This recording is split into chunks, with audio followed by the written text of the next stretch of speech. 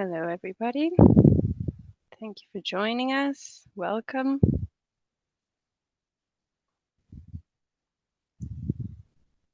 I'll just give everybody a minute to join us. We have over 100 people registered for this webinar, lots of interest. And just looking at the list, I can see that it is really early for some of you and quite late for others. So just giving you a minute there to get settled before we start.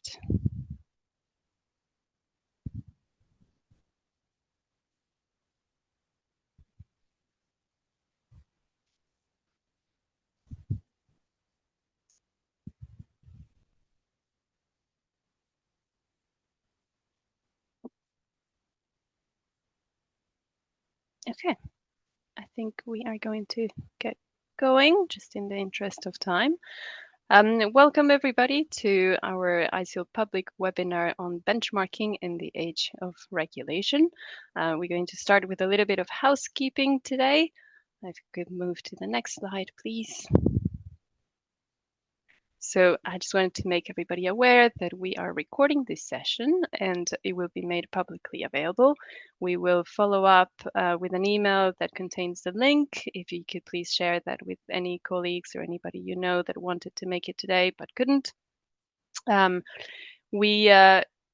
We might not have time to take questions from the audience, but we'll be very interested to know the questions that you're thinking about. So we ask you to please write them in the chat box. If there is time, we will address them during the webinar, and if not, we'll try to answer by email. If you have any technical difficulties, please reach out to my colleague Sinead in the chat box, and she'll try to help you out. Next slide, please.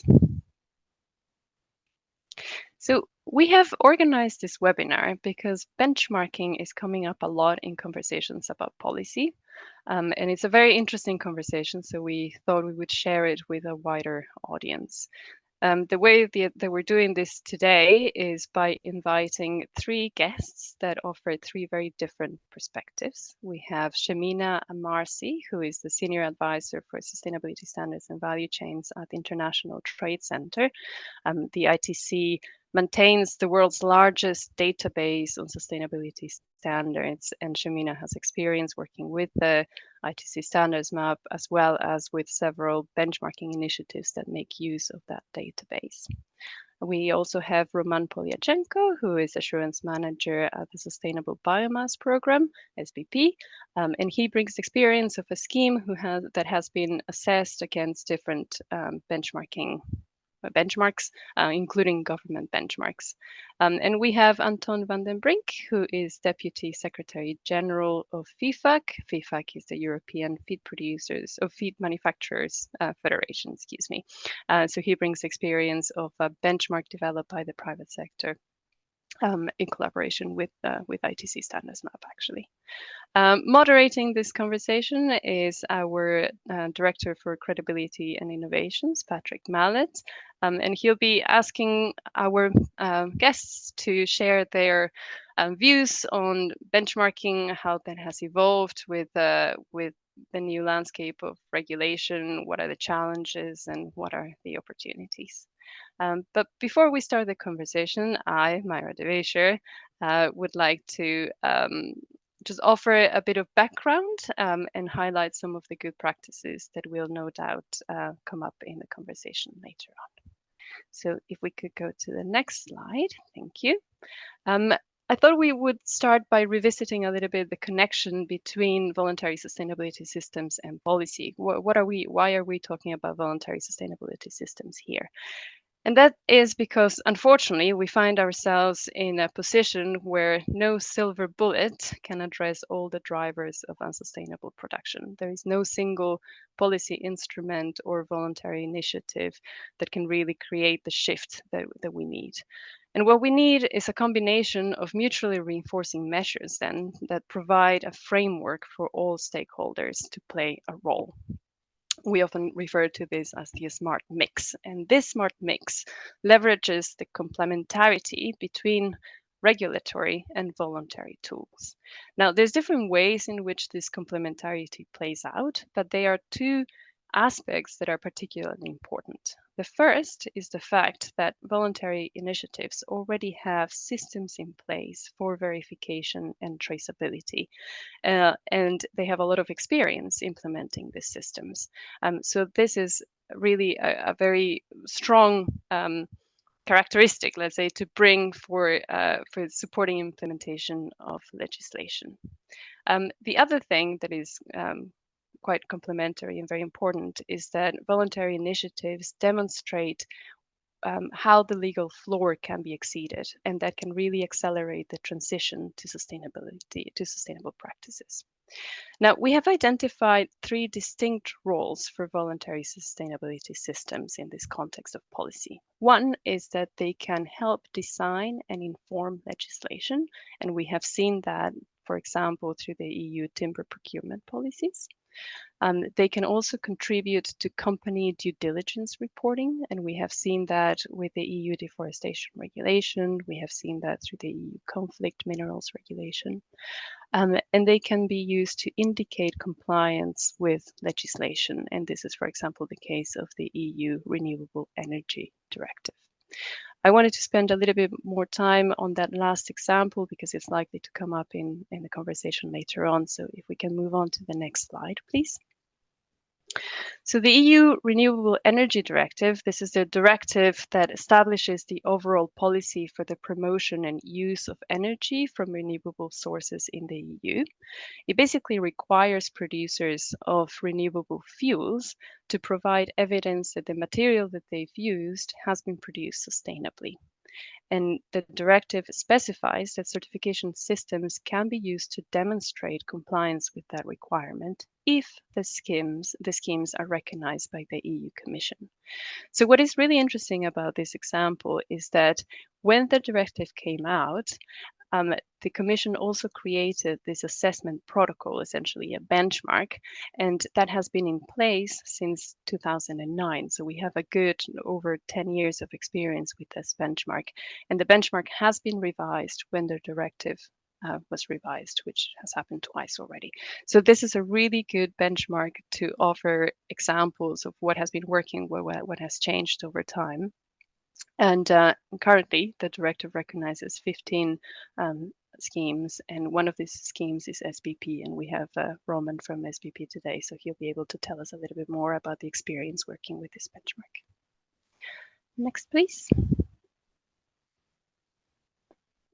So anybody who's ever been involved in benchmarking sustainability systems knows that it's not easy. There are many challenges from designing the content of the benchmark to implementing or designing the implementation of the benchmark. So in terms of the content of the benchmark, it is not easy to select assessment criteria that are applicable to a variety of schemes. As you know, different schemes have different approaches to achieve the sustainability goals that they have in mind. And so developing these schemes is not easy. Developing the criteria is not easy. Agreeing on performance levels is not easy. Agreeing on the scoring is not easy. There are also several challenges in terms of how a benchmark is implemented. It is difficult to, it requires a lot of thought to make sure that the evaluation is implemented in a consistent way. You also need to make sure about that you're engaging the benchmark schemes in a certain way to provide accuracy to the assessment. There's questions of transparency as well, making sure that your decision-making processes are in place and are robust. So because of all these reasons, we decided in 2020 to publish some guidance for credible benchmarking to help improve the consistency, rigor, and transparency of benchmarking programs and processes.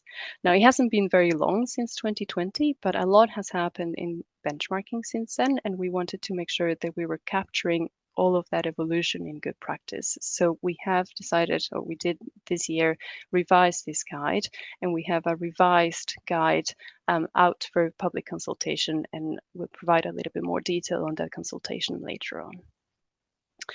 Next slide, please. Next, thank you. So just a couple of things to point out about this revised guide.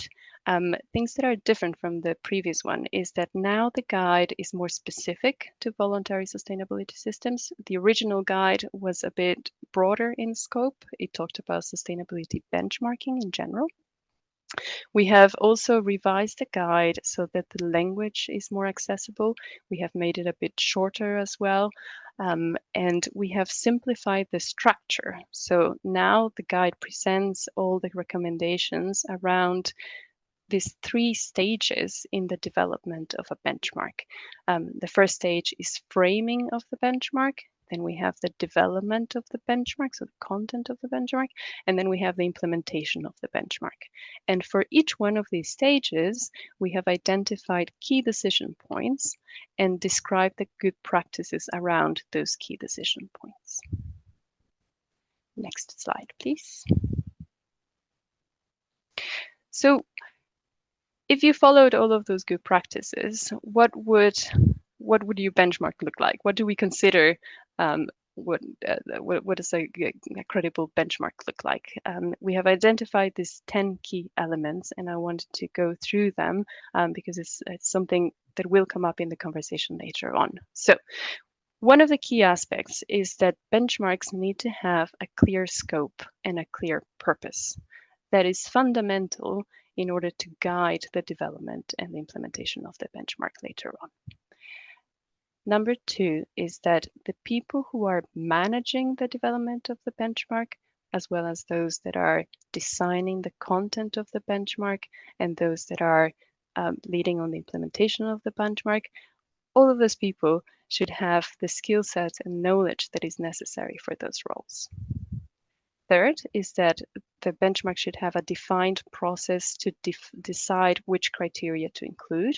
As I pointed out before, this is one of the challenges in developing a benchmark, the selection of the assessment criteria. Number 4 is the incorporation of both performance and operational criteria. So here is the idea that benchmarks should go beyond just assessing the content of a standard. You can have 2 schemes that have very similar standards, but they have very different results depending on the operational requirements, how the schemes are managed, how those standards are set. Number 5 is that benchmarks should seek to accommodate variations between standards. We're not going for a harmonization of all the standards. The standards are schemes, sustainability systems are different for a reason. We don't need them all to be exactly the same. We need the benchmarks to reflect why they are different, how they are different. 6, engaging with the benchmark systems in development and in assessment.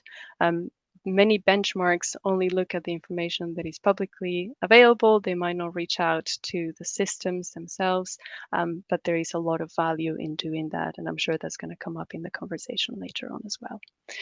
7, consistency in the evaluation process and in scoring. So again, I mentioned this earlier. This is fundamental in the rigor of a benchmark, making sure that you have processes in place that ensure that you're consistent in that evaluation, and that there's a calibration in between the people making the assessments. Number 8, assessing rigor of how the systems are implemented in practice. So not just about looking at what they say they're going to do on paper, but having some sense of how that's actually carried out in practice. Number 9, accurate and easy to understand claims and results.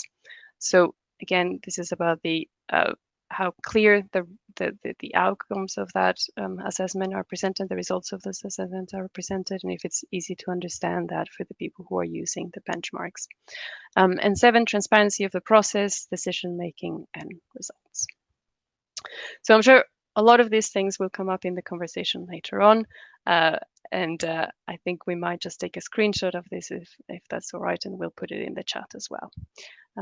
Moving on, just a couple of words on the standards map before we start the conversation. So the standards map, as I said, is the world's largest database for sustainability standards. It was launched in 2011, so it's been going on for quite a while. At the moment, there's over 350 standards that are included in this database. And the standards cover over 19 sectors, and they are used by 500,000 people in over close to 200 countries. As you can see from the screenshot, there's different functionality also in the database. So you can identify standards, you can compare them, you can monitor trends, and there's this new registry of certified businesses, which I'm yet to explore. Next slide, please. And this is something that Shemina will be exploring in a bit more detail, but it's basically all the different ways in which the standard map can deliver value. So it can be used, for example, to leverage the database can be leveraged, for harmonization and transparency. It can be used as a trusted neutral broker of information on sustainability standards. It can be leveraged to provide equivalency assessment of sustainability standards and policies goals and expected outcomes. And it can shed light on the potential interplay between public policies, regulations, and private initiatives and certification schemes. The ITC Standards Map team has collaborated with many different partners over the years, and this is also something that Shemina will tell us more about in a minute. So I think I will leave it there and hand over to Patrick to start us off with the panel discussion. Thank you. Over to you, Patrick. Thanks so much, Myra. Hi, everyone. Nice to see so many folks on the call, and I'm really pleased to have Shemina, Roman, and Anton with us today.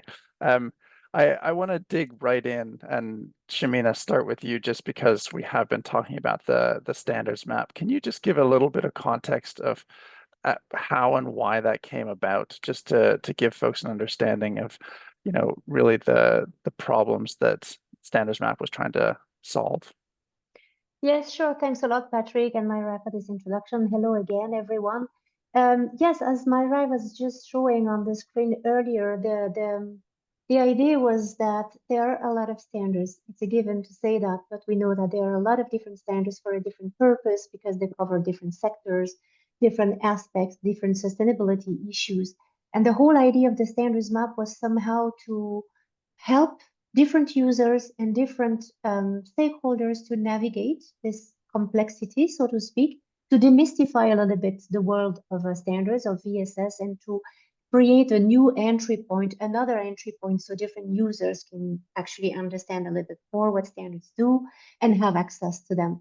And when we say users, primarily the mandate of the standards map, because of the mandate of ITC, was to make really standards accessible for small and medium enterprises in developing countries, so they can tap on the knowledge, understand how standards work, and work more with standards. But through the years, and Myra was pointing that out, that the standards map have been existing since over a decade now, we saw that there are different usage of standards map and different users. Policymakers are also making use of the standards map, and larger brands as well, or research institutes, for instance, or NGOs. So really the idea was really to create a neutral platform with no ranking, no evaluation, but just to navigate the complexity, and with the idea actually to explain in full transparency the work of standards. Now, based on that and on that knowledge and the fact that a lot of data is collected and captured, because I think it was also shown in the slide, the standards map database is based on 1,650 criteria, more or less. So that's a lot of data point to look at, not all of them all relevant for all standards, but just to say already the work of data collection is quite an important one. And I'm sure that that will fuel also the discussions that we will have in terms of benchmarking. But based on that, a lot of stakeholders are actually working with ITC, different institutions, to leverage this data and to inform their own benchmark, or to create their own benchmarks or their own metrics. So we are also developing this type of ad hoc and additional advisory services to help the project partners to design their own benchmarking model and to inform their sustainability decision. One of the questions that came in the chat, and please, if you're in the audience, do add questions to the chat. We will see if we can get to some of them. Is just to understand better where this interest and growing engagement in benchmarks is coming from. So when you say that there are other initiatives that are coming to ITC working collaboratively with you to build out these adaptations of standards map, what does that look like and who are those stakeholders? What types of companies or organizations or governments? Yeah, so thanks for this question. And in terms of the reason why, the rationale and the driver, we will dig into that, and that's not so straightforward to say. But in terms of those entities, you will have a lot of the private sector. So in terms of that sector, it's the sustainability benchmark can inform you for your sustainability sourcing decisions, for instance. So we see a lot of demand for that. Also some demand, for instance, from development banks who are also willing to decide in terms of their investment and along some sustainability benchmarks and metrics as well. But you would see also from the policy side, some public procurement department also willing to develop such type of benchmark and assess standards to see how much they resonate with the best practices which are formulated by their governments, for instance. Or you would see also NGOs who would like to come with another perspective on a specific topic, say soil biodiversity or forest labor, just to come with another light in terms of assessment of standards and in-depth technical knowledge on what is done in practice and what are the best practices. And another type of player or partner that we see also developing a lot are those, we could call them sustainability enablers. Some of them are in this panel, or pre-competitive platform who are working with their members in a specific sectors to drive the sustainability agenda forward. And then they come with this need actually to help the understanding of standards and to benchmark standards with one another in order to accompany the whole industry to move forward with certain goals and thresholds that they may set in terms of their own benchmarking approach. So those are the different type of players and partners that we see from our perspective on. Which is really all of them, right? Like if you've got companies and NGOs and policymakers and sustainability systems themselves, it's there's a real need. And I think one of the values that Myra expressed of standards map is just having one reference point for data. Have you found that with the 1,850 different data lines within standards map, does that grow over time as different stakeholders need different things, or have you really got a set of data, and how easy is it to maintain that for the 350 standards that are in standards map? Yes, thanks for that question. So there are two different processes. One is the maintenance of the standards map with those more than 1,000 points indeed, which are maintained. And the idea is not to create more and the plethora of criteria, but rather to follow certain trends and follow also what standards do. So you would see throughout the year some evolutions in terms of the topics which are also tackled by the standards map, and some evolutions in terms of climate change related criteria, for instance, or due diligence related criteria. This type of evolution that you would see, but rather qualitative than quantitative, and always with this effort to try and reflect the work of standards rather. But for the sustainability benchmarks, which are done with the different partners, those benchmarking initiatives, so to speak, would only use a subset of those criteria, which talks to their system or the sustainability issues that they want to tackle.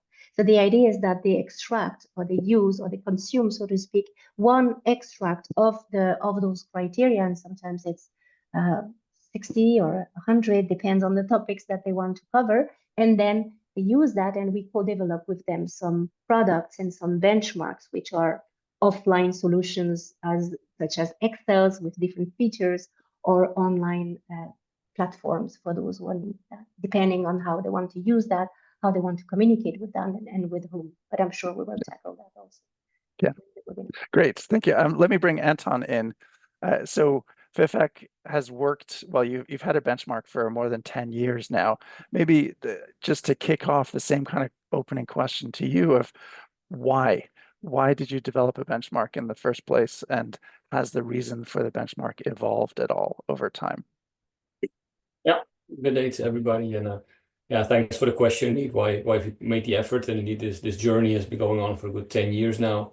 And you have to go back to the time, let's say 2014, that the question came from, if you put FIFAC, compound feed manufacturers, in the middle, from the downstream operators, the sector was getting questions for responsible soy sourcing.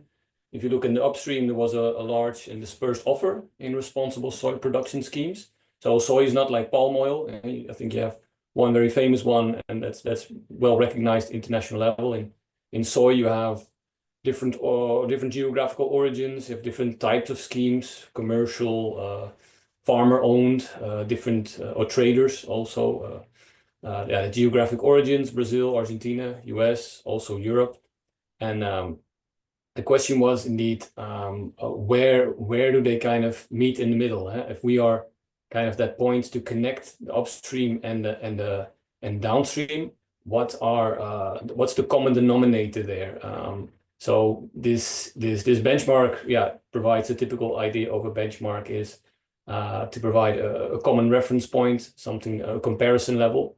So over the years, I think this has worked well, also very much thanks to ITC Standards Map. Yeah, we make use of their infrastructure.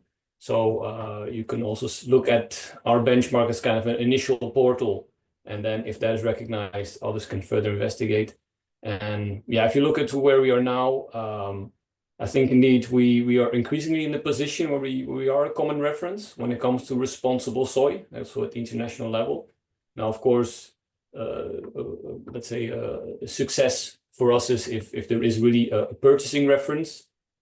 So there are some examples in numerous countries, but yeah, there are some topics where we really needed to maybe pioneer a bit, which were also outside of the ITC Standards Map infrastructure. Topics like deforestation-free, conversion-free soy. These are things that we've had to come up with the best as we could with our technical competence to develop yeah, reference point so schemes can deliver their soy in saying we are deforestation free, we are conversion free, aligned with what the FIFAC soy sourcing guidelines state. Do you find that over, I mean, 10 years is one of the longer benchmarks that has been operating. Has it evolved significantly, either in terms of content or how you implement the benchmark? Yeah, I think indeed I raised that topic of deforestation. If you talk about yeah, sustainability and soy production, then deforestation has always been a pressure point, a hotspot. So you can talk about the details about what would you require of a scheme to. I think the point was made. Do you stick to a legal framework in a certain country for a producer country, or you ask for no illegal deforestation? Now, typically, that's for many years was not considered good enough for the downstream. So we had a mismatch. Let's say we had 20 schemes benchmark, but no real recognition. And we've moved it into an area where we actually went indeed beyond the legislative framework. I mean, of course, the legislative framework is developing with the EUDR, but clearly the level of ambition for the downstream was then on conversion, so ensure no natural ecosystems were converted. But this is, I think, indeed a challenge to mention that finding that match in level of ambition. If you say about 10 years, we had schemes that have been in the system for, let's say, a good 7 years, and feel like it really hasn't been that return on investment. Where are the purchasers? And then we say we're going to do another update. They're like, yeah, well, wait a minute. Shouldn't you just wait first before we see some real market action? So that's yeah, I think a difficult decision to make. But yeah, I think indeed now when we have really collective agreements taking place in countries like Denmark, France, Germany, where they will take the soy sourcing guidelines at a starting point. Also, Consumer Goods Forum really takes it as a starting point, and then from there on, they can still do their own benchmarking, of course, their own investigations, but entry-level sustainability, that's for the mainstream market.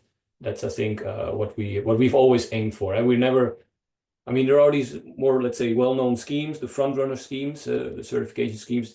They have their market demand. They will be fine. But we are about facilitating market transparency for a mainstream market to develop, not a niche. So we have also real impact on the ground. You mentioned EUDR. That's obviously a hot topic for many people.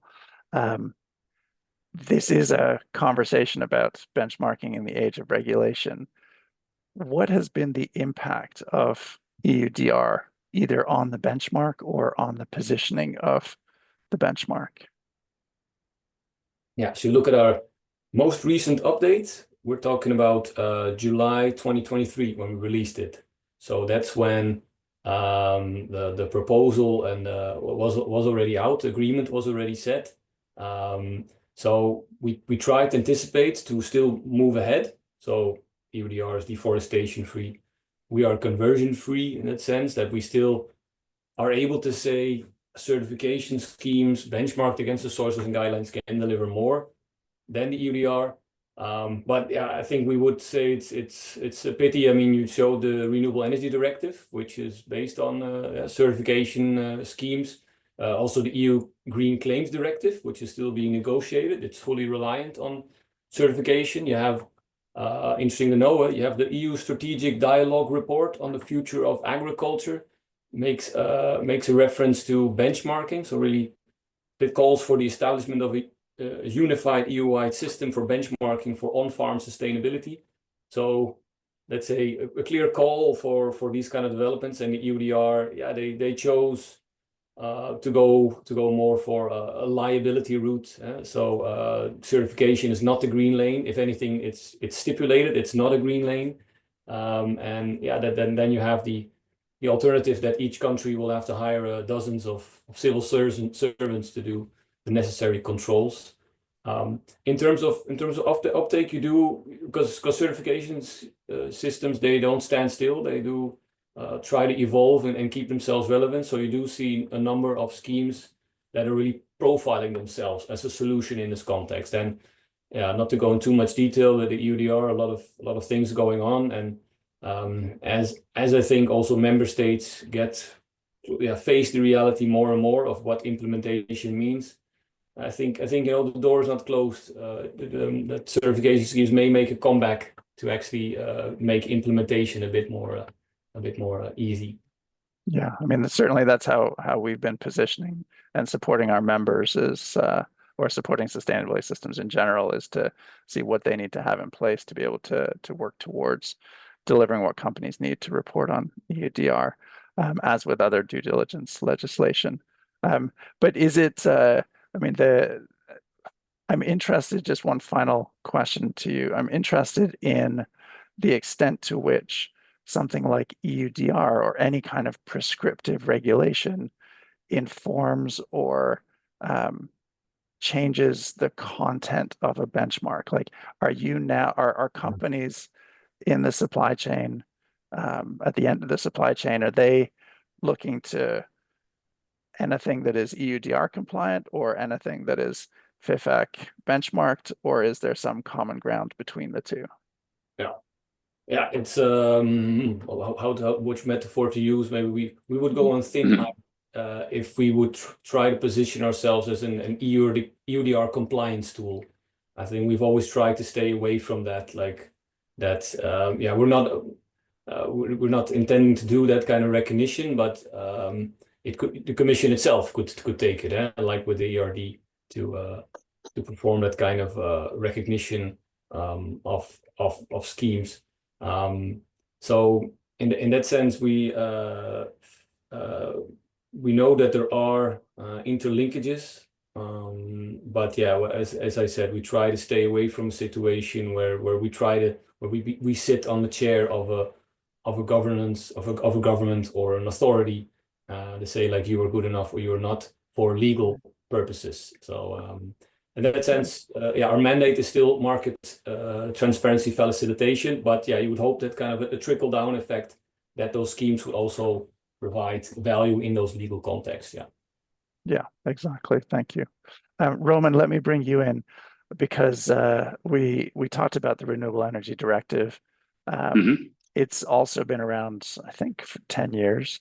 That was one of the first and main instances where governments explicitly look to sustainability systems certification as a mechanism for showing compliance.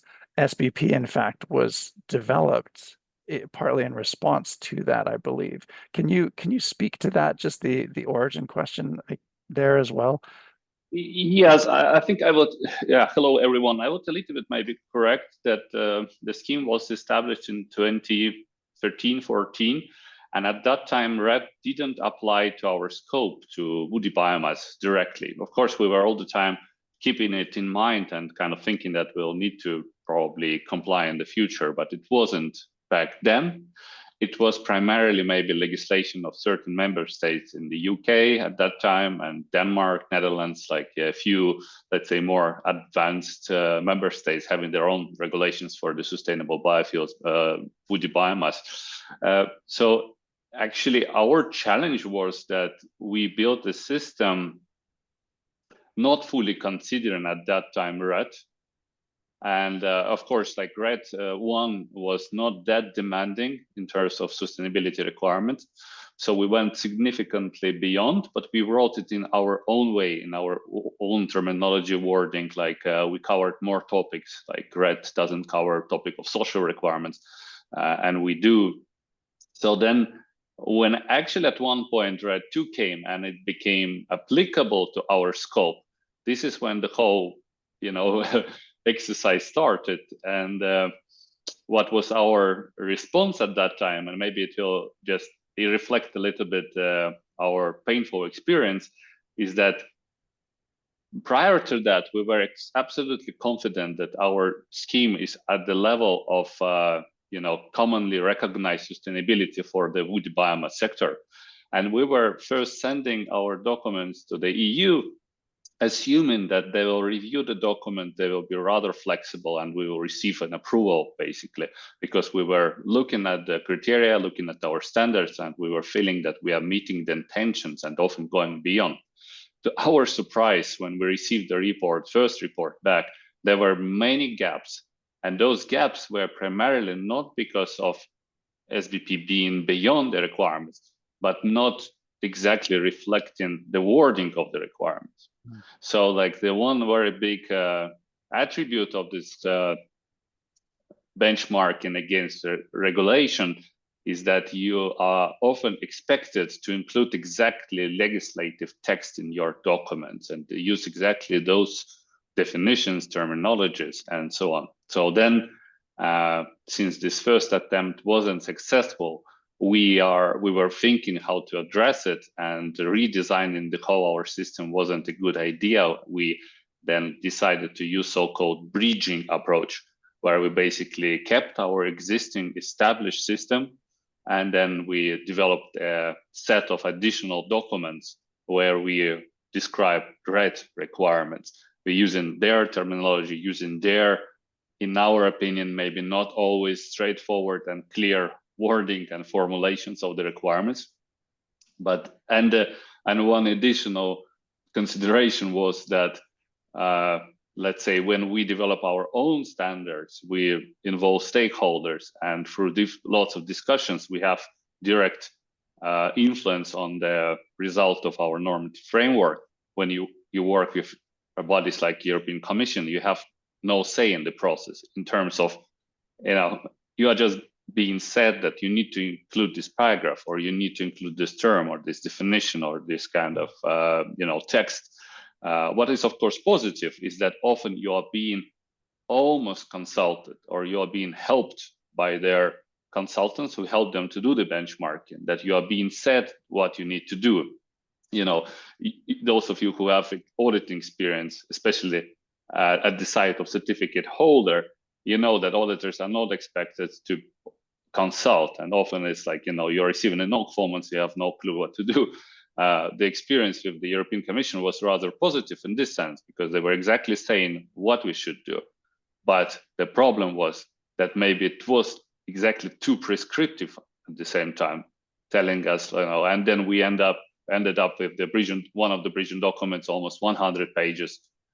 None of our existing scheme owners or scheme users were excited about this fact, but that was the reality. That was what we had to do under the requirements of this governmental benchmarking.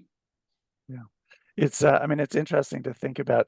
A lot of what ISEAL tries to do is establish what are good practices for benchmarking, and the level of prescriptiveness is certainly one there is no right answer. It's a fine balance where you want to ensure that you have enough detail when you're evaluating a system that you can actually understand whether it is meaningfully complying or not.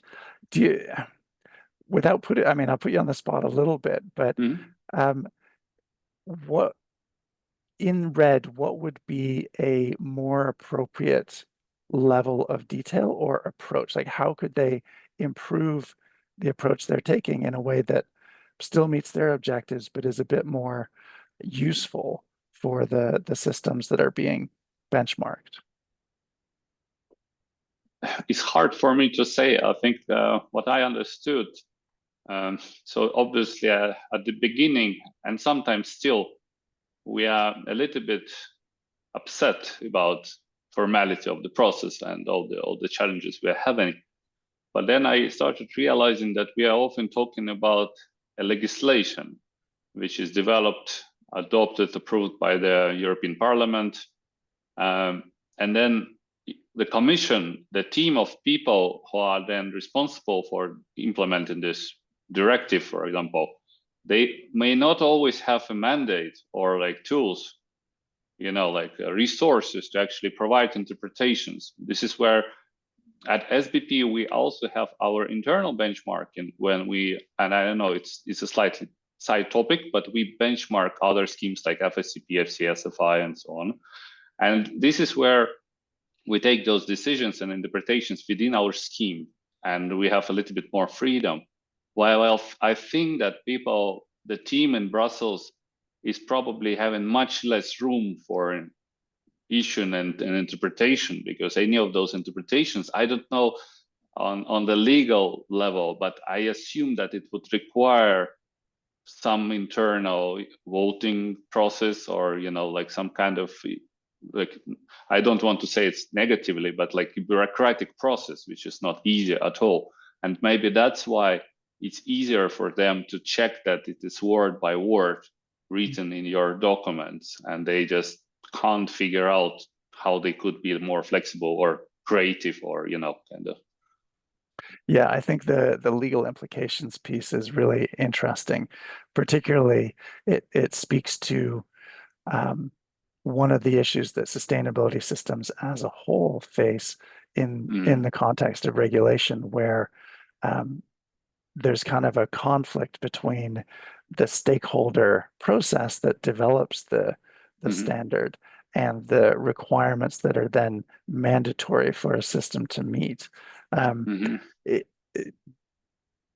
It is the case that a number of sustainability systems are in fact developing these parallel approaches where you've got, here's our standard, and in EUDR case, here's our EUDR compliance model or module for those that need it. Do you feel like that's the case for SBP? Are there other instances where you need to either adapt for regulation, or where you might have additional add-on modules to meet specific needs different from your core standards? No, I mean, RED would be one, EUDR would be another. I would say we had slightly more simple experience with particular regulators in some of the member states, because although the idea was that RED will be accepted and used all over the union, the reality is that some member states still have their own additional requirements. And we have, I will not maybe name specific member state, but we had some experiences, and those processes, I would argue, were slightly more flexible and understanding. And maybe this is because it was easier to make those interpretations decisions at the member state level by a much smaller group of people and with a little bit simpler mandate, or kind of more room for interpretations. Yeah. So there's it's and since you put me on the spot, I mean, like if I could or should complain, then indeed maybe if I could recommend one thing to the people writing those directives, obviously recognition of voluntary schemes was not maybe the key or the biggest part of the whole directive, but involving if you are planning to recognize voluntary schemes, then maybe involving voluntary schemes at the stage of designing the directive, maybe trying a little bit more to understand how voluntary schemes work, so then you don't end up with too many unmanageable obstacles, or something which we see we could have avoided where they consulting us, or not just us, but voluntary schemes in general. I told Myra during our call, it's like, they should have asked ISEAL. Well, exactly. And actually, there's a question in the question box about, and Shamin, I'll come to you on this as well. It's about whether ITC and ISEAL, whether the Commission, the European Commission, would potentially use tools like Standards Map or the Good Practice Guide to inform their assessment framework for things like the Green Claims Directive. And I think certainly what we're trying to do is create a framework that is broadly applicable and can be used by governments as well as by other stakeholders, and to have things like short lists of good practices and things to keep in mind. Something like that point you just made, Roman, about the importance of engaging the systems in the design phase, not just in the consultation or evaluation phase, I think is really important. So absolutely, I think that's a real role for us. And I do want to come, Shamina, to you on that question, but then just to pick up on Roman's last point, I want to also just give everyone the opportunity to talk to what you think are some of the key recommendations for governments if they're embarking on benchmarking. And this can just be good practice in benchmarking or something specific to government benchmarking. But Shamina, first, I don't know if you have any thoughts about whether Standards Map could be used for something like GCD recognition. Yes, Patrick and everyone, thanks for this question. I would put it indeed the other way around. I would very well see tools like the Standards Map being able to inform such type of knowledge.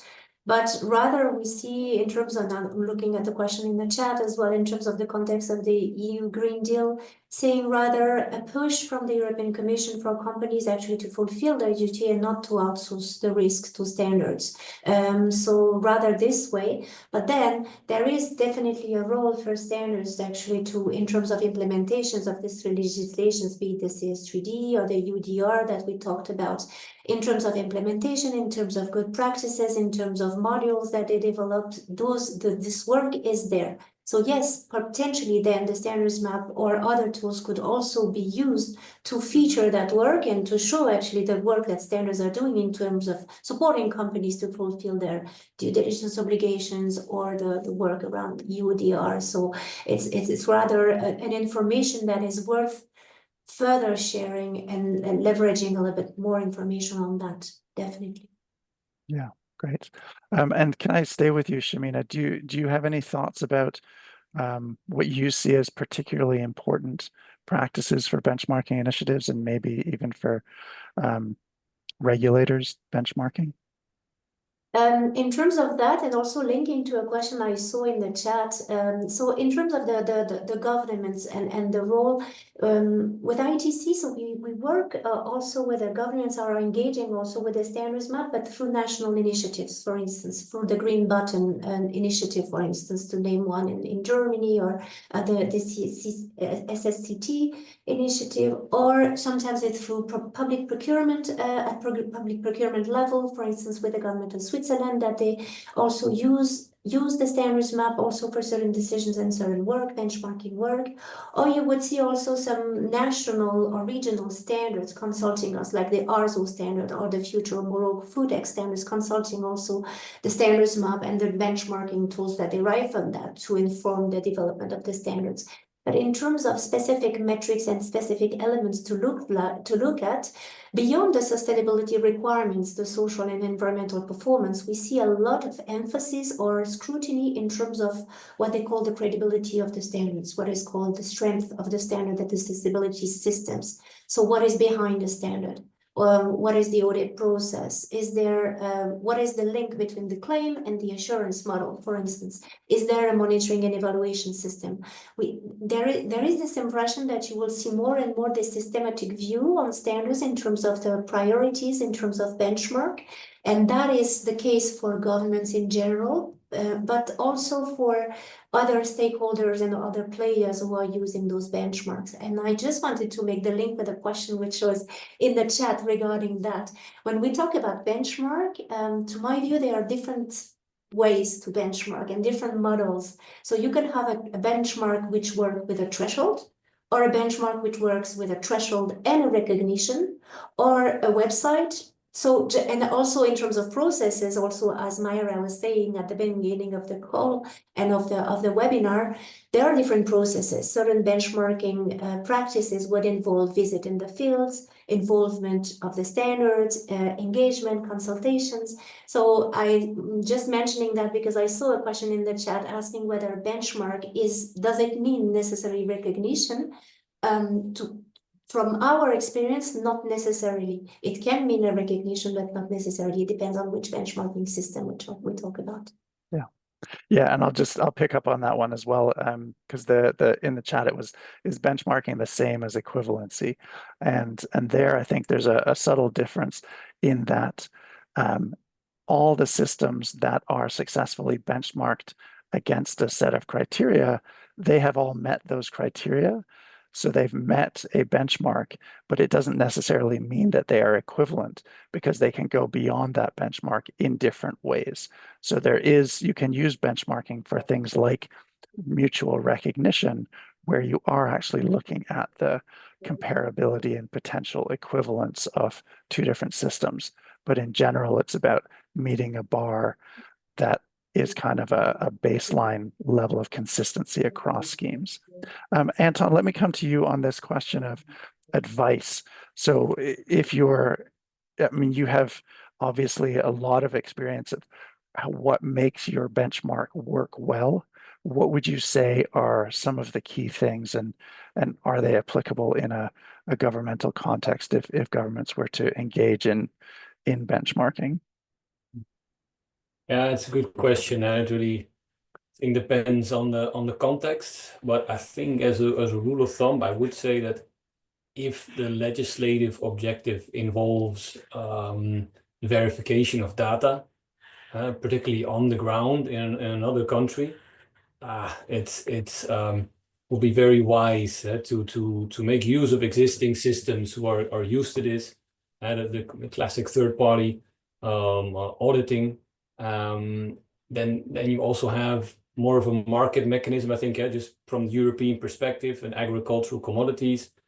We cannot expect that all those countries exporting to Europe will implement like European dedicated infrastructure. We have to all make use of the same routes. So you need, let's say, people to safeguard the quality and let's say the compliance of those products. So actually, the topic traceability, we haven't mentioned it here yet, but I think indeed in this context, and I can say a lot about traceability in the EUDR versus common traceability tools or customs in logistical supply chains. But then again, I do understand that the government can have different kind of purposes, and with the EUDR, it doesn't come out of nowhere. It comes out of also of years of consideration, impact assessments, where actually the premises is the market has failed, certification not good enough. the UDR carries the legacy of the EU TR, the timber regulation. So there's multiple reasons which are justifiable why they chose a certain route, but I think that's also what's leading to certain kind of limits. While I think if they would design it again, looking also at the FAQs and the guidance documents they came up afterwards, I do think they would have seen more value in getting help to ensuring compliance. Yeah. Well, and I think it speaks to Myra's initial point about a smart mix, finding that balance where voluntary instruments can support and complement regulatory tools.